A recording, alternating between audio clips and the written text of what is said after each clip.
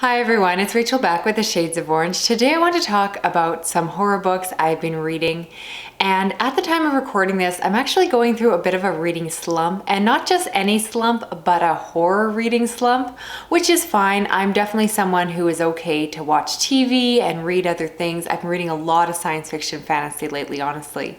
However, because my channel is known for being about horror, I do feel compelled to read horror books. So I got creative and I found some horror books that worked for me, and let's get started. So first, one of my strategies when I'm dealing with a reading slump is to return to authors that I've already read and loved, because I have a better chance of enjoying their next book. It's less of a chance for me. And so I finally got access to the prequel novella to one of my favorite horror books.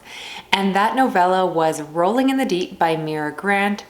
The full-length novel that I absolutely love, of course, is Into the Drowning Deep. Now, this novella is about a group of people working for a TV station that decide to film a mockumentary all about mermaids. So they go out to the Marianas Trench, they have costumes, and they aren't taking it too seriously. However, once they get there, they possibly find out that mermaids are maybe a little more real than they thought.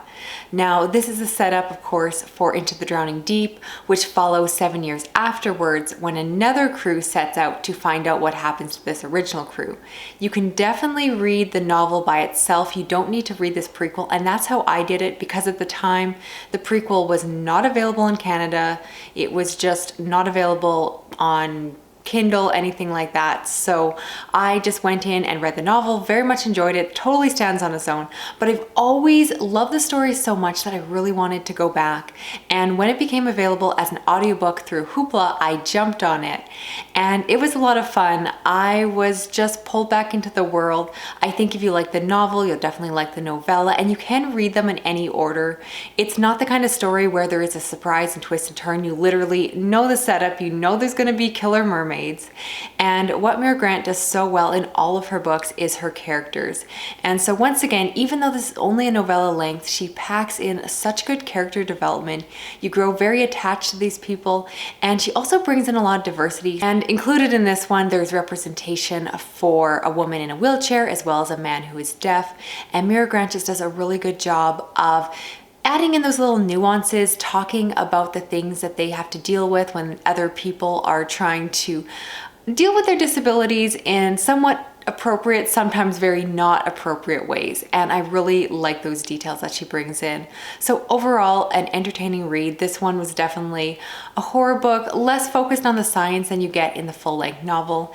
And it was a lot of fun, exactly what I wanted at the time, and I would definitely recommend it. Now, the other place I tend to go when I'm in a reading slump is the young adult section.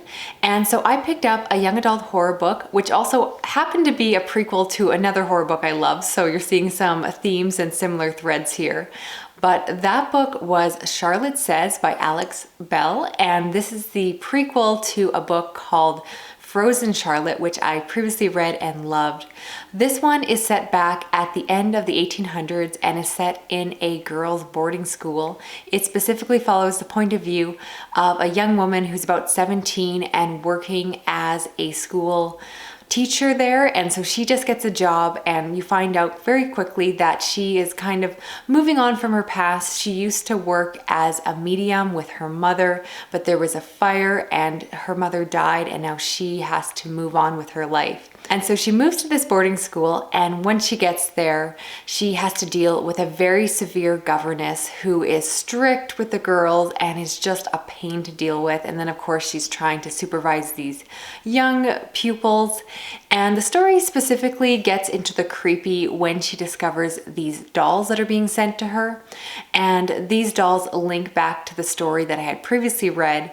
And they're just these little creepy dolls. And the girls in the boarding school start to tell her that the dolls are telling them to do things. And so they're saying, well, Charlotte says I should do this. And with that, the girls start to do some terrible things. And I like horror books that are set up this way because it's the question of, are the dolls actually saying things, or are the girls just making excuses? And you know that I also love creepy doll stories, and this one definitely had that. I will say that I like the original book I read, Frozen Charlottes, more. That one is set in the modern day, and I just found it to be a lot creepier. I don't tend to read a lot of historical fiction to begin with, so this one didn't do as much for me, but if you like that boarding school setting, this one was heavily focused on that.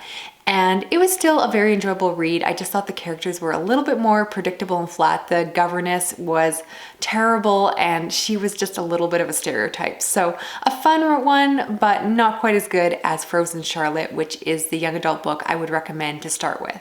And continuing on with young adult horror, you know I don't read a ton of it, but like I said, when I'm in a reading slump, it's a go-to for me because I find the narratives to be fast, they're short, and I can just fly through them. So the other one I read are There Are Monsters Here by Amelinda Bérubé. And this is about a teenage girl who has a younger sister who has just gone missing from her bedroom and disappeared in the night. Her family, of course, is worried and the police get involved as they try to track her down. This story is primarily told from the perspective of the older daughter, and she is trying to find out what happened to her sister, but there's also a lot of interplay with her and her new friends. They have just moved to this new, more remote place in the countryside, and they are starting over. And I'll say that this book has a lot of the young adult tropes, some of which I like more than others. So while her sister is missing, I did find it frustrating at times that the older sister was spending so much time with her friends and just seemed more focused on the guys she liked than her sister who was going missing. So I'll say right off the bat, these characters are all really unlikable. The parents are infuriating.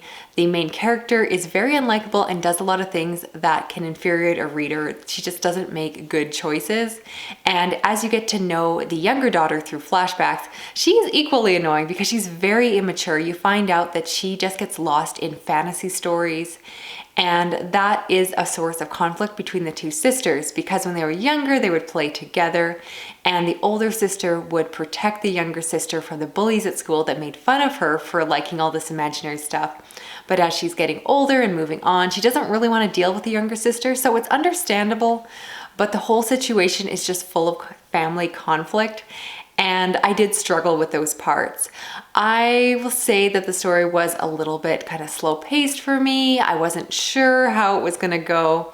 I wasn't thinking I was really gonna love it. If I'm honest, the biggest reason I picked it up in the first place was the cover, which is absolutely beautiful, and I still think so.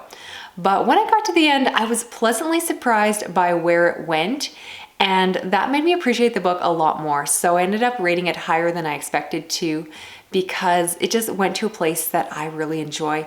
But I'm sure for other readers, I know the ending is going to be a letdown. So I mentioned the ending being a positive for me, but depending on how you feel about these kind of horror stories, you might think differently. But for me, I actually really like the ending. So I'm definitely interested in reading more by this author. She does bring some good diversity into her books. This book doesn't feature a main character who's queer, but one of her best friends is lesbian, and there's a really good conversation that happens throughout the book about that, and I really like those elements that are brought in. And I feel like young adult books just do a better job of bringing those in, especially when it comes to horror. I have way more diverse YA books to recommend to you all than I do adult books, and I'm really trying to remedy that, but it's hard. And finally, I did read one adult horror novel, and that was The Resort by Bentley. And this is about a group of families and travelers that all go to this resort in the middle of the US, and they are just headed off to Arizona for a hot vacation to get away. And of course, as you would expect from a horror novel, things start to get weird. The staff at the resort are just inappropriate. There's something just off about them. Things start to go wrong in the rooms, and it becomes a vacation from hell. And if you're not familiar with Bentley, I'll let you know that he tends to write very satirical horror where he takes something very ordinary and just pushes it to the limit and really goes there. So if you think of a stereotypical bad vacation, he takes all of those tropes and stereotypes and just goes all the way with them.